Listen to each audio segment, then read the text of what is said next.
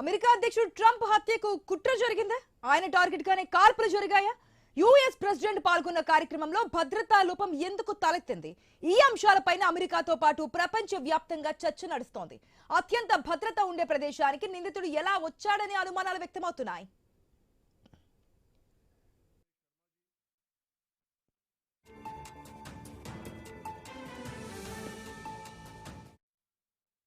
Washington Hilton హోటల్లో జరిగినటువంటి white house correspondents dinner లో హఠాత్తుగా కాల్పులు చోటు చేసుకోవడం కలకలం రేపుతోంది. 7 నుంచి 8 రౌండ్లు కాల్పులు జరిగినట్లుగా గుర్తించారు.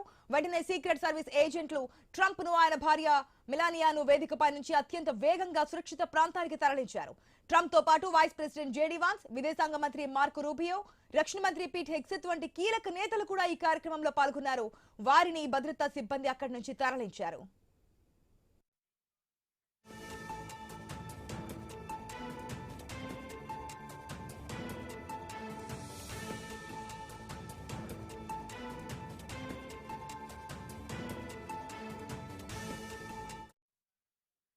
హోటల్ మొత్తాన్ని భద్రతా బలగాలు ఆధీనంలోకి తీసుకున్నాయి. పోలీసులు, సెక్యూరిటీ ఏజెన్సీలు ఈ ఘటనపై లోతుగా దర్యాప్తు చేస్తున్నాయి. నిందితుడిని కస్టడీలోకి తీసుకున్నామని FBI వెల్లడించింది. అధ్యక్షుడు పాల్గొన్న కార్యక్రమంలో భద్రతా లోపం తలెత్తడంపై అమెరికాలో చర్చ జరుగుతోంది. నిందితుడిని కోల్ థామస్ అలెన్ గా గుర్తించారు.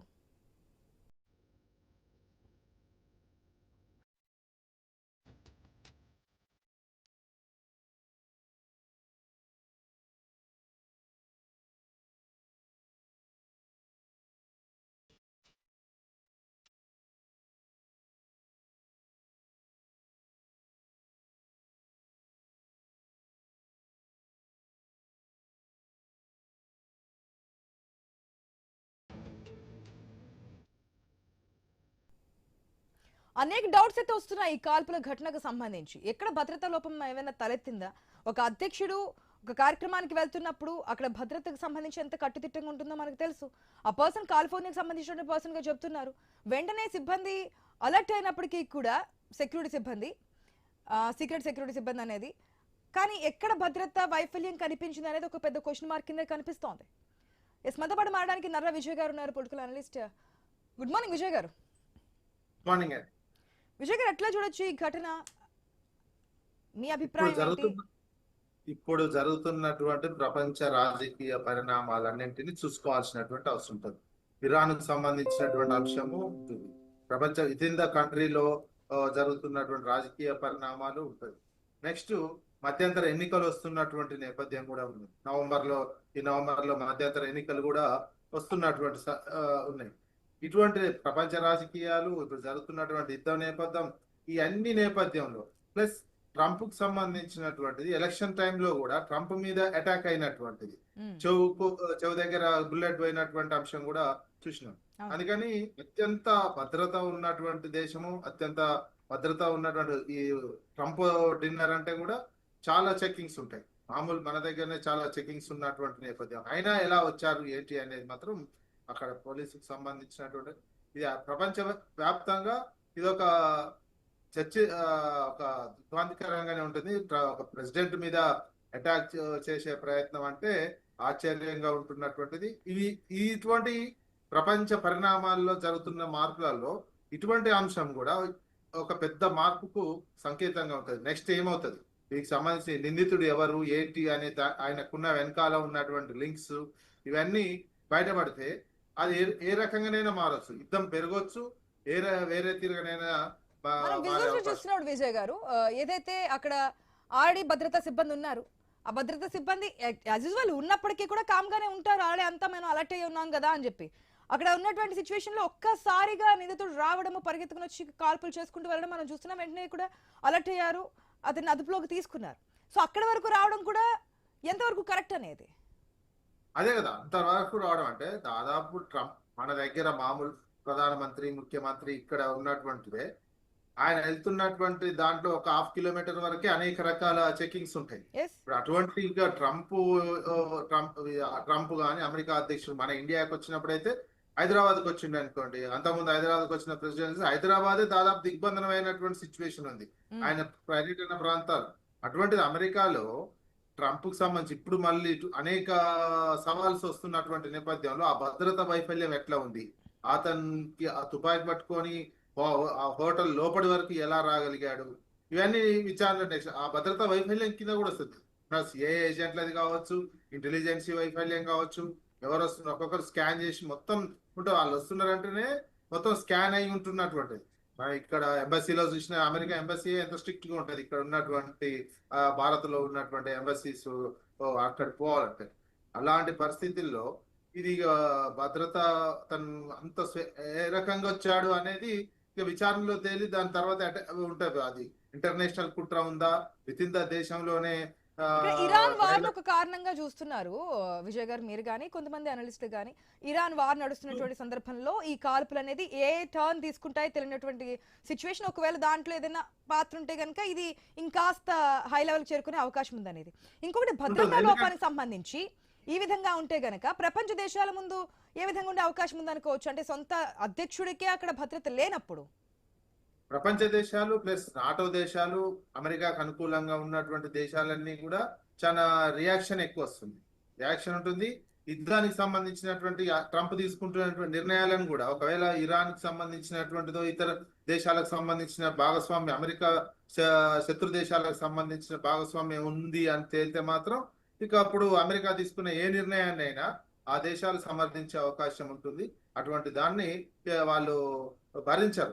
అమెరికాకు సంబంధించినటువంటి ముందు అమెరికా భరించదు, వాళ్ళ కోసం కూడా అమెరికా ఏం వెయిట్ చేయదు. ఈ నాటోకు సంబంధించిన దేశాల దానికోసమో ఇంకో దానికోసం కూడా వెయిట్ చేసేటువంటి సిచ్యువేషన్ లేదు ప్రస్తుతం ఉన్నటువంటి ప్రపంచ రాజకీయ పరిస్థితులలో. అలాంటివి ఉంటే డైరెక్ట్ గా అటాకింగే ఉండే అవకాశం ఉంటుంది. చూడాలి ఈ పరిణామాలన్నీ ఏ రకంగా దారితీస్తాయి. అమెరికాకు సంబంధించినటువంటి ఇంత భద్రత ఉన్న దేశంలో కూడా అమెరికా అధ్యక్షుని సంబంధించినటువంటి దగ్గర వరకు గన్ పట్టుకొని వెళ్ళగలగడము అంటే అది చాలా భద్రతా వైఫల్యం కిందనే వస్తుంది. అక్కడ ఉన్నటువంటి మిగతా ఇప్పుడు అటాక్ అయిన తర్వాత స్పీడ్ గా రియాక్షన్ కావచ్చు ఉన్నటువంటిది, దాని వెనకాల కూడా చూడాల్సినటువంటి అవసరం ఉంటది. ఈ అన్ని అంశాలు భవిష్యత్తులో తేలితాయి. ఈ కింద 1-2 days పూర్తి క్లారిటీ వచ్చే అవకాశం ఉంటది. రాజకీయంగా కూడా నిర్ణయాలు వేగంగా ఉంటాయి అప్పుడు ట్రంప్ కు సంబంధించినటువంటి నిర్ణయాలు. ఇవి ఎందుకంటే ట్రంప్ కూడా ఈ మధ్య కాలంలో చెప్తున్నారు నా మీద అటాక్ చేయడానికి ఇరాన్ అనేక కుట్రలు చేస్తుంది అనే అంశం కూడా ఉన్నది. అదే స్థాయిలో ఇరాన్ కూడా అనేక సందర్భాల్లో అమెరికాకు సంబంధించినటువంటి అధ్యక్షునికి సంబంధించిన స్టేట్మెంట్స్ కూడా ఇచ్చింది ఇరాన్ కంట్రీకి సంబంధించిన పాలకులు.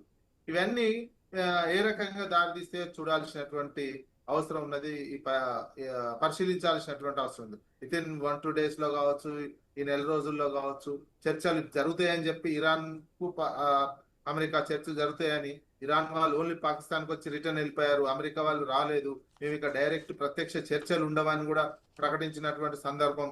ఇవన్నీ ఒక బాయిల్డ్ అవుతున్నటువంటి సిచ్యువేషన్ లో ఇది ఇంకొక బాయిల్డ్ కు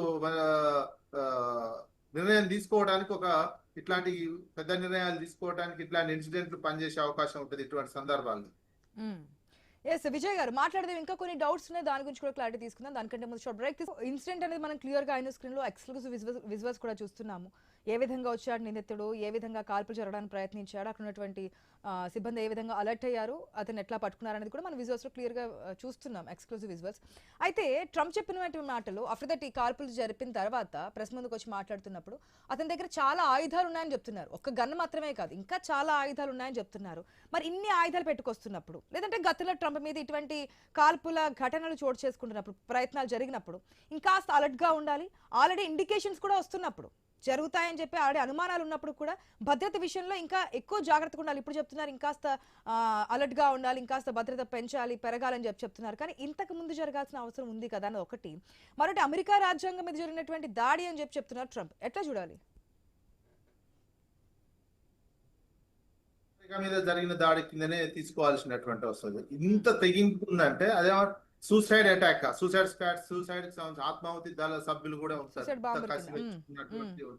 అన్ని గన్నులు, అన్ని బాంబులు పట్టుకొని, గన్స్ పట్టుకొని రావడం అంటే ఇక నేను చచ్చిపోయినా పర్వాలేదు, నేను ఏదో ఒక సెన్సేషనల్ చేయాలి, అటాక్ అయితే చేయాలి అనే కోణంలో కూడా ఉంటది.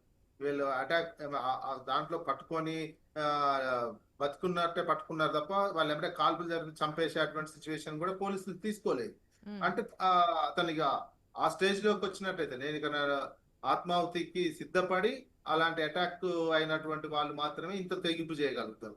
ఇంత తెగింపు ఆత్మహత్య స్క్వాడే అనుకోండి, ఆత్మాహుతి దళమే సభ్యుడే అనుకోండి, ఆ భావజాలం ఏ భావజాలం ఉన్నటువంటి భావజాలం ఎందుకు ఒక అమెరికా అధ్యక్షుడిని చంపాల్సినటువంటి ఆ భావజాలం ఏ దాంతో వచ్చింది అనేది కూడా ఎంక్వైరీలో మొత్తం తేలుతుంది. దీనికి సంబంధించినటువంటిది ఇతను అమెరికన్ పౌరుడా లేదా విదేశీ పౌరుడా? కాలిఫోర్నియాకు సంబంధించిన పర్సన్ అంటున్నారు కదా, ట్రంప్ ప్రెస్ మీట్ లో చెప్తున్నప్పుడు ఏదైతే కాల్పులు జరిపినటువంటి వ్యక్తి కాలిఫోర్నియాకు సంబంధించినటువంటి వ్యక్తి అని. ఇంకా ఉంటుంది. కాలిఫోర్నియాకి సంబంధించినటువంటి వ్యక్తి అమెరికన్ పౌరుడు అయినా వారి ఉన్నటువంటి బ్యాక్గ్రౌండ్ ఏంటి, ఉన్నట్టు అమెరికాలోనే రకరకాల భావజాలంతో ఉన్నటువంటి వాళ్ళు ఉన్నారు. కానీ సొంత ఇప్పుడున్న దేశంలోనే ట్రంప్ పై విమర్శలు లేదంటే కనుక వ్యతిరేకత భావం రోడ్ల మీదకి రావడము ఇవన్నీ చూసాం కదా. అది కూడా అదే కదా, ట్రంప్ మీద సొంత దేశంలో కూడా వ్యతిరేక భావజాలం నో కింగ్స్ అని ఈ మధ్య Yes. కాలంలో అనేక 50 రాష్ట్రాల్లో ర్యాలీలు తీశారు. దాదాపు వేల సంఖ్యలో ప్రదేశాల్లో ర్యాలీలు తీశారు. లక్షల సంఖ్యలో కూడా పబ్లిక్ అటెండ్ అయినటువంటి సిస్టమ్ ఉంది. అవును. ఎందుకంటే అమెరికాకు సంబంధించినటువంటి నిర్ణయాలు కావచ్చు, అమెరికాకు ప్రజలకు యాక్సెప్టెన్సీ ఇస్తలేదు అని ఒక నిరసన కార్యక్రమం ఉన్నటువంటి ఇప్పుడు డెమోక్రాట్లు చేసినటువంటి నిరసన కార్యక్రమం కావచ్చు. ఆ డెమోక్రాట్లలోనే ఇంకెవరైనా తీవ్రవాద భావజాలం ఉన్నటువంటి వాళ్ళు ఉన్నట్టు అమెరికాకు ఇబ్బందికరంగా ఈ ప్రెసిడెంట్ వ్యవహరిస్తున్నారు, అమెరికా పరువు పోతుంది విత్ ఇన్ ద కంట్రీలో Yes. ఉన్నట్టయితే ఆ రాజకీయ నేపథ్యం ఏంటి, ఉన్నటువంటి ఈ భావజాలం ఏంటి అనేది మొత్తం విచారణ చేసి వాళ్ళకి సంబంధించి అక్కడ ఉన్న చట్టాల ప్రకారం శిక్షించే అవకాశం కనిపిస్తుంది. సీరియస్ గా ఒకవేళ విత్ ఇన్ ద కంట్రీకి సంబంధించినటువంటి కుట్ర అయితే ఒక తీరుగా ఉంటుంది. అదే ఇతర దేశాలకు సంబంధించినటువంటి కుట్ర అయితే దాని ఎఫెక్ట్ ఇంకో కూడా రకంగా మరో విధంగా ఉంటుంది కదా. ఒకవేళ విత్ ఇన్ ద కంట్రీ అక్కడ యుఎస్ సంబంధించినటువంటి వ్యక్తి అక్కడ ఉన్నటువంటి వ్యతిరేకత అసహనం కారణంతో అటాక్ చేస్తే గనక అక్కడ భద్రతా వైఫల్యం కనిపిస్తుంది. అట్ ద సేమ్ టైం ఆయనకి అక్కడే లోపం కనిపిస్తున్నప్పుడు ప్రపంచ దేశాలను ఏ విధంగా శాసిస్తారనేది ఒకటి వస్తుంది. లేదు ఇరాన్ సంబంధించి అనుకుంటే కనుక అది వేరే టర్న్ తీసుకునే అవకాశం ఉంది. అక్కడ వార్ సంబంధించి సీజ్ ఫైర్ నడుస్తుంది కాబట్టి దాన్ని బ్రేక్ చేసే అవకాశం ఉంది. ఏదైనా ట్రంప్ ఆలోచన దూకుడు మనకు తెలిసిందే కాబట్టి గతంలో జరిగినటువంటి పరిణామాలు చూసుకున్నప్పుడు ఏదైనా టర్న్ తీసుకునే అవకాశం ఉంది. ఈ రెండు పరిణామాలు ఎట్లా చూడొచ్చు అంటారు? ఒకవేళ ఏది జరిగినా ఒకటి తనకు అనుకూలంగా నిర్ణయం తీసుకునే అవకాశం. ట్రంప్ ఏంటంటే నేను దేశం కోసం ఇంత చేస్తుంటే మన దేశాన్ని ఆధిపత్యంలో ప్రపంచంలో మరొకసారి అమెరికా మేఘా అనే నినాదంతో నేను ముందుకెళ్తుంటే అడ్డుపడుతున్నారు. ఉన్నటువంటి దేశంలోనే కొంతమంది దేశ వ్యతిరేక శక్తులు అడ్డుపడుతున్నారు. అందుకని ఇట్లాంటి వ్యతిరేక శక్తులను ప్రజలు తిప్పికొట్టండి, నెక్స్ట్ మధ్యంతర ఎన్నికలు వస్తున్నటువంటి సందర్భంలో వాళ్ళని ఓడించండి అనే ఒక నినాదం తీసుకునే అవకాశం ఉంటది. వాళ్ళ పట్ల కఠినంగా వ్యవహరించే అవకాశం ఉంటది. వీళ్ళు దేశద్రోహులు, దేశానికి అవసరం లేదు అనే విధంగా అలాంటి భావజాలం ఉన్నటువంటి పార్టీ కావచ్చు, అలాంటి భావజాలం ఉన్నటువంటి వ్యక్తుల పట్ల దేశ ప్రజలంతా ఐక్యంగా ఉండి వాళ్ళని తిప్పికొట్టండి అని ఒక నినాదం ఇచ్చుకొని ప్రజల్లోకి వెళ్ళే అవకాశం ఉంటది. వీళ్ళ వెనకాల ఉన్నట్టు రాజకీయంగా చూస్తే వీళ్ళ వెనకాల విదేశీ శక్తుల హస్తం ఉందని కూడా చెప్పే అవకాశం ఉంటది కొన్ని భావజాలానికి. అందుకని అమెరికన్ ప్రజలు అమెరికా మన దేశాన్ని మనం కాపాడుకోవాల్సినటువంటి సమయం ఆధిపత్యం ఇప్పుడు నెంబర్ 1 ఉన్నటువంటి దాన్ని నిలబెట్టుకోవడం కోసం కాల్పులు జరిపిన పర్సన్ అదుపులోకి తీసుకున్నారు కాబట్టి విచారణ చేసిన తర్వాత వాస్తవాలు బయటకు వస్తాయి. దీని వెనక కారణాలు ఏంటని తెలుస్తాయి కాబట్టి అప్పుడు జరిగే పరిణామాలు ఏ విధంగా ఉంటాయి ఏంటనేది కూడా చూద్దాం. Thank you so much Vijay గారు పార్టిసిపేట్ చేసినందుకు. రెడీకా అమెరికా అధ్యక్షుడు ట్రంప్ హత్యకు కుట్ర జరిగిందా, ఆయన టార్గెట్ గానే కాల్పులు జరిగాయా, యుఎస్ ప్రెసిడెంట్ పాల్గొన్న కార్యక్రమంలో భద్రతా లోపం ఎందుకు తలెత్తింది, ఈ అంశాలపైన అమెరికాతో పాటు ప్రపంచ వ్యాప్తంగా చర్చ నడుస్తోంది. అత్యంత భద్రత ఉండే ప్రదేశానికి నిందితుడు ఎలా వచ్చాడనే అనుమానాలు కూడా వ్యక్తమవుతున్నాయి. వాషింగ్టన్ హిల్టన్ హోటల్లో జరిగినటువంటి వైట్ హౌస్ కరెస్పాండెంట్స్ డిన్నర్ లో హఠాత్తుగా ఒక వ్యక్తి రావడం, కాల్పులు జరపడం ఇప్పుడు కలకలం రేపుతోంది. 7 నుంచి 8 రౌండ్లు కాల్పులు జరిగినట్లుగా గుర్తించారు. వెంటనే సీక్రెట్ సర్వీస్ ఏజెంట్లు ట్రంప్ ను ఆయన భార్య మెలానియాను కూడా వేదికపై నుంచి అత్యంత వేగంగా అక్కడి నుంచి సురక్షిత ప్రాంతానికి తీసుకెళ్లినటువంటి విజువల్స్ కూడా మనం చూస్తున్నాం. ట్రంప్ తో పాటు ఈ కార్యక్రమంలో వైస్ ప్రెసిడెంట్ జేడీ వాన్స్ ఉన్నారు, విదేశాంగ మంత్రి మార్కో రూబియో ఉన్నారు, రక్షణ మంత్రి పీట్ హెగ్సెత్ నేతలు కూడా ఈ కార్యక్రమంలో పార్టిసిపేట్ చేశారు. అయితే వారిని భద్రతా సిబ్బంది అక్కడి నుంచి ఈ ఘటన జరిగిన తర్వాత వెంటనే తరలించారు సేఫ్ ప్లేస్ కి. హోటల్ మొత్తాన్ని కూడా భద్రతా బలగాలు ఆధీనంలోకి తీసుకున్నాయి. పోలీసులు, సెక్యూరిటీ ఏజెన్సీలు ఈ ఘటనపై లోతుగా దర్యాప్తు చేస్తున్నాయి. నిందితుడిని కస్టడీలోకి తీసుకున్నామని ఎఫ్బీఐ వెల్లడించింది. అధ్యక్షుడు పాల్గొన్న కార్యక్రమంలో భద్రతా లోపం తలెత్తడంపై అమెరికాలో చర్చ జరుగుతోంది. నిందితుడిని కోల్ థామస్ అలిన్ గా గుర్తించారు.